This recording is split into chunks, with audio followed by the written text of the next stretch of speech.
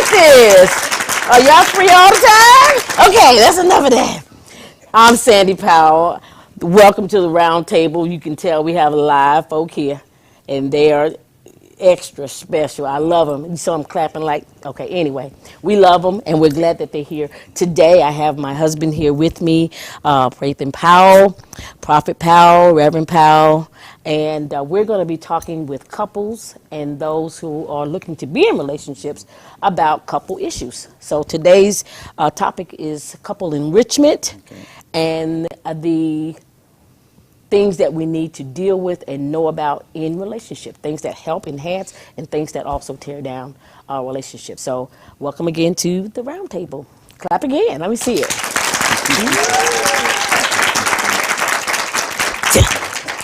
We got to work on that.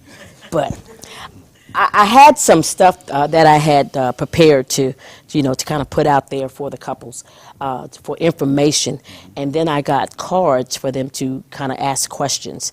And some of their questions are so good that I think it's just good that we just kind of dive into some of the questions. You want to do that? Sounds good to me. Sounds good. Are you going to interact? Are you going to sit here and be in class? Well, hey, you good at what you But you look handsome, so if you want to sit there and just be handsome, a good prop. Okay. you are that. All right. That's how y'all keep it fresh. Well, I'm just going to ask some of these questions, and then I'm going to just respond to them, and then you could just jump in with me and help me out with it. But this particular person says, what's the biggest fears about being married? Well, that would be a question, I guess, in reference to a person single that's about to go into a relationship or in a relationship. The fear is what. Can you talk from a man's perspective, and then I'll do it from the lady's perspective? Okay. Go ahead. Well, from a male perspective, it's like this is a new life, a new walk, a new commitment, adjustment from being a single guy and now you in a relationship that is legal. It's a commitment. It's a different atmosphere now.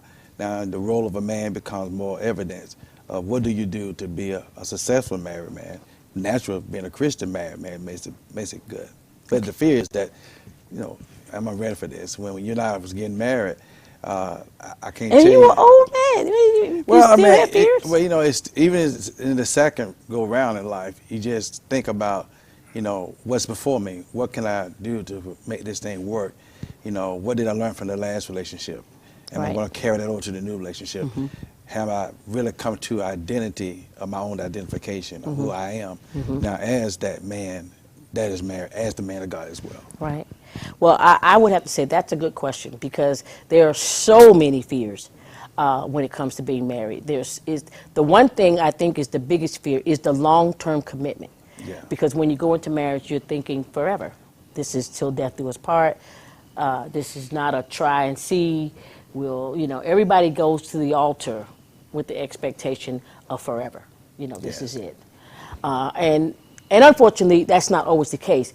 And especially if you've been in that situation where you've had a divorce or separation, that fear is even more compounded when you go into it for the second time because you don't want to end in the way that the first one did or whatever. And so the fear is long term. You got to make this thing work with this person. And for some people, we feel like that kind of commitment, like mano, like right here, is a difficult thing. It's easier to have a whole lot of friends around you, but when you got to be one-on-one with a friend, that's more intense. Yeah. Well, that's marriage. Marriage is like that. When you're in a room with all of your buddies or you're out dating and trying to figure out what you want out of life you're dating, see, that's easy. But when you say right here, and you got to zone in and hone in on that one person, that I think is one of the biggest fears. Also, too, I think for men, they know the responsibility, from a Christian perspective, is that the responsibility of the head of the house hangs right there, and that is a big, huge responsibility, right, man?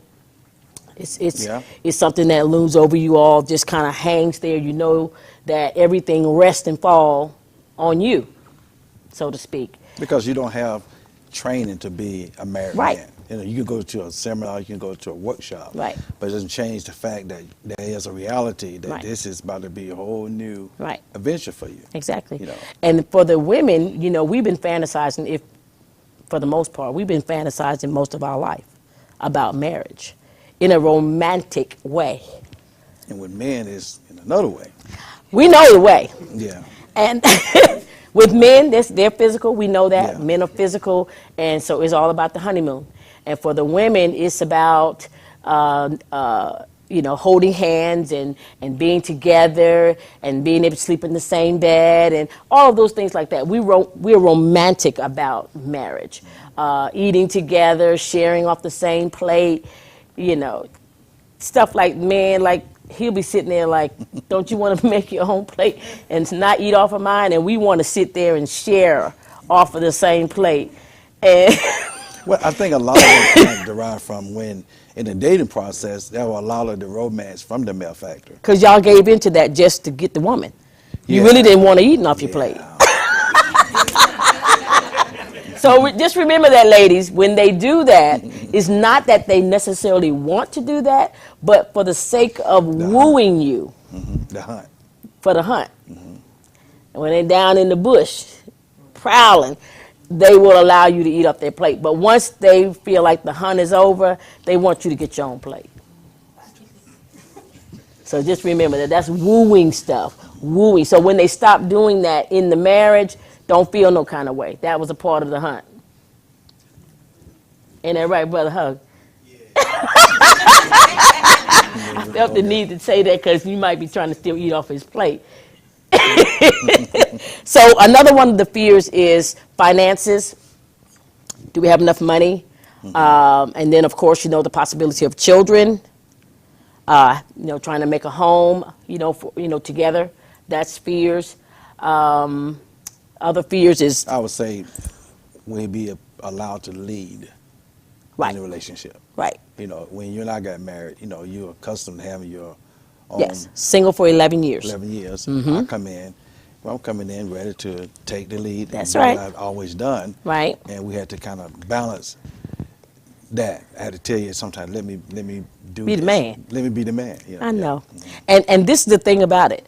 It's easier to allow or to pull back as a woman for a man to do that when the man is doing his part. That's true. Like, had you come and not taken your rightful role as a provider, as a protector, as a person that I can depend on, it would have been a lot harder for me to release that and not still step in and try to handle things like I had been doing all along. That So it makes made it sense. easier for me to do. And for ladies, that's for us. Security is everything for ladies. If we feel like you handling the business, it's easier for us to let that go. And some of us are very newlyweds, new in wedding. And so we had to learn how to, or we're learning how to allow that man to come in and take his rightful place. But it has to be he know his role and step to the job and take it and do it. Because if he shows any reluctance or feeling like he's inadequate, it will be hard for her to do it, to let him lead. He has to take his rightful role. But we as women have to make it easy for him to do that by pulling back. I know how to do it, but because I'm allowing his confidence to be built as the lead person, I step back and just put my thing in my mouth. I'm like, wow. Oh, Many times, yeah. Many times. I just go on YouTube and I find out how to do it. That's it. And honestly, I watched him going on YouTube to learn how to do it, and I didn't have to say anything. You know, I don't have to say, well, you have to go on YouTube to learn how to do it? You don't know how to do it? See, that's tearing down.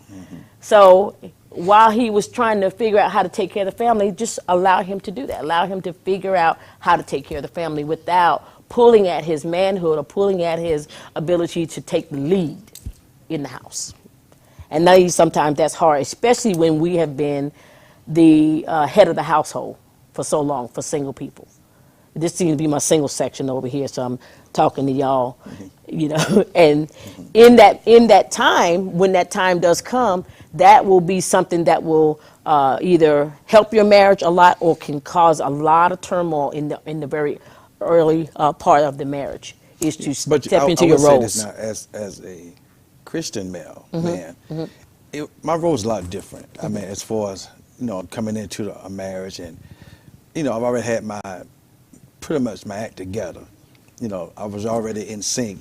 But a guy that's not saved, doesn't have Christ in his life, it's going to be a big challenge for him, because he got a lot of extra baggage that he needs to get rid of, and Right. then he now thinking of, I get married, all that's over, which it is over in a Right. certain aspect, but then you take on a whole new leaf, and that whole new process is different. So fear is a part of the Christian man as well as the unchristian man. Unsaved.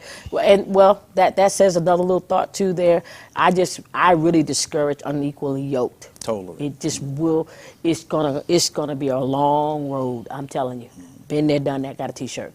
It's a long road for unequally yoked, and so that's a whole nother fear. That's one I can't even just, really. It's hard to help in that area. But the best thing to do is to make sure that first that you are connecting with someone who's equally yoked. When I say equally yoked, meaning by faith, you're both believing the same things, and that will help the marriage to bond a lot better. So as far as fears, is there anyone else that wanted to ask something else, say something about the fears? What was one of your fears? Anyone that's wanted to say something on that? They're going to be a shy audience. Go ahead. Well, I can say that one of my fears was failing again. In my first marriage, I was so fearful because I knew that it was over, but I felt like I had made this vow to God, and that I broke that vow. And so with this getting married again, that was my fear. Like, I can't do this again. I can't do this again. So. Well, we vowed. Yeah. See, and I think that one thing about divorce, if you learn anything, if you're a smart person, you learn. You learn from the previous, and what we have learned is that we will give it our all. We will hold on. We will we have mindset to not allow the enemy to come in, and not allow the enemy to divide and separate, and to not allow the enemy to come in and use us against each other. And see, that's key, because even in couples that are Christian believers, you got to know that the enemy will come in and divide you if you don't call him out. You got to recognize him, and you got to call him out. You just can't say, well, we love each other. Love is wonderful. God is love. He's not God love. But look at this world. God is love, and look at this world. So what we have to do in our marriages is still say that I love this person, but I'm still not going to allow the enemy to cause me to harm him or hurt him. I'm going to love him. That's unconditional. He doesn't have to earn that. That's just what I do for him. What I would like for him to do is to do unto me as I've done unto him, though. Yeah. And see, that's how you keep it from the enemy from coming in, because he's going to show up. Your marriage is going to be tested. It's going to be tried. That's just life. You can get a job. It's going to be tested. It's going to be tried. Buy a pair of shoes. It's going to be what? Try. That's life. Okay. So there's many other there's a lot of fear, but the main thing is that fear can be overcome. This is my final thought on it. Fear can be overcome in any part of the relationship, from the beginning to the middle to the end. It can be overcome. All you got to do is have a made up mind and set goals for yourself and for your partner. And talk. See what we're doing here? Communication is the key to overcoming fears. Okay? All right. So my next question is ways to rebuild broken trust. Now, this is something really good. Oh, that's good. Ways to rebuild broken trust. That is that's a tough one there. But it's not something that can't be done. But it is a major job. Like if you were thinking about it in the sense of building a house, This is foundational stuff. Something go wrong in the house, you might say, well, oh, the bathroom toilet doesn't work anymore. Okay, we'll replace the toilet. Or I got a leak in the roof. Okay, we have to get the roofer. But broken trust is a foundational problem. It's something that if it doesn't get fixed, the house is going to fall. That's how, if the roof leaks, your stuff inside might, but the walls are going to stay up. You know what I mean? Toilet broke, it's going to be okay. You just, you need to flush. Don't use it. But trust is the foundation to a relationship. But we all know, like a house, if a foundation gets broken, it can be repaired. Yeah. But it's major and it's costly. Right? It's major and it's costly, and it requires experts. Yeah, specialists. He can tinkle around and try to fix the toilet, but if something goes wrong with the foundation in our home, I don't want him tinkling. Let's go get somebody who knows how to fix the foundation, and so that the house doesn't fall down around us. And not a jack of many trades either. You are that, but not a foundational person. Don't get a jack of many trades. Oh, yeah, don't get one. Get you a specialist. Get a specialist. Get somebody who knows what they're doing, because this is where your house is. This is your place. This is your dwelling. And so with the foundation, it has to make sure that it's going to be able to hold everything that's sitting on top of it. That's your children. That's your livelihood. That's your, whatever it is that you got sitting in your marriage is sitting on top of that trust. And once trust is broken, and it will get broken sometimes. Tell your spouse, your significant other, say sometimes it's going to get broken. But it is not unrepairable. It can be repaired. But it takes precision and it takes consistency to get it done. So the person's question is ways to rebuild that trust is accountability. Once trust is broken, you got to go out of your way to make sure that the trust is in place. It's like foundational. You can't move your hand. You can't move the device that's putting it in place. You can't move for 1 second, because if you do, the house is coming down. It's got to be consistent at all times. Consistency and accountability. And the other thing with the trust thing is the person who broke the trust can't get tired of rebuilding. That's good. You can't get tired. The person who the trust was broken with has to be the one that says, it's good now. The foundation is repaired. The foundation is good. The trust is something that the person who broke it, it's their job, but the person who is broken with has to be willing to allow the person to work on the trust. Is this all making good sense here? Yes. Yeah. I'd like to add to that. Trust is a result. Forgiveness is a result of broken trust. Right. The only reason we need forgiveness is because the trust itself was broken. Now, all trust issues not related to infidelity. You have lost trust in money. In money, how you handle it. If you handle the money wrong, yeah. The trust can get broken that way. Just in mishandling of funds. I'm gonna just make money in JR that JR he got a card, but he got a call. Put some money on it because he ain't allowed the main card. He don't get the major card, do he? He got his own separate account, his own separate thing that money is put in there for allowance for him to be able to do whatever he needs to do, because that's just not his strength. And so if she was to give him the card, I'm telling you, it's not going to go well. He'll come back and he'll have a justification for everything he bought. I think one time $200 at CVS. How can you spend $200 at CVS? What's at CVS at $200? I'm getting him back because he's always talking trash about me in the sound area back there. So now I'm gonna put his stuff on TV. But those are areas. It's not like he said. It's not always infidelity. Sometimes it's trust of finances. Sometimes it's how you handle the kids. Yeah. I don't trust you with the kids. Some people take their kids everywhere they go because they can't trust. And that needs to be fixed. That's stuff that has to be fixed. You have to make it where now you're trustworthy with the children. So it's a lot of things. Going to work. You're supposed to go to work. You don't go to work. Instead of going to work, you off doing something else. Well, you gotta build that trust back to where now your accountability, you FaceTiming. You know, you got your phone, you FaceTiming. See, babe, I'm at work. See, showing them because you've broken that trust in the fact that will you go to work. So it's all different kind of areas where trust can be broken. But we always hone in on infidelity, and I do have that on my thing because it's something that married people have to deal with. And if you don't think you have to, you know, just keep living. Yeah. You know, and I'm not saying you got to fall to it, but know this, that the temptation is going to come. And so, yeah, so you think they're cute, and somebody else think they're cute. And everybody but Hogan. You know you got a cutie, don't you?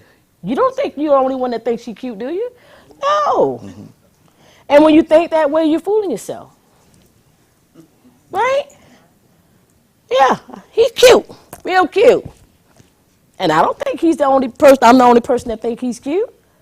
There's a heap of them.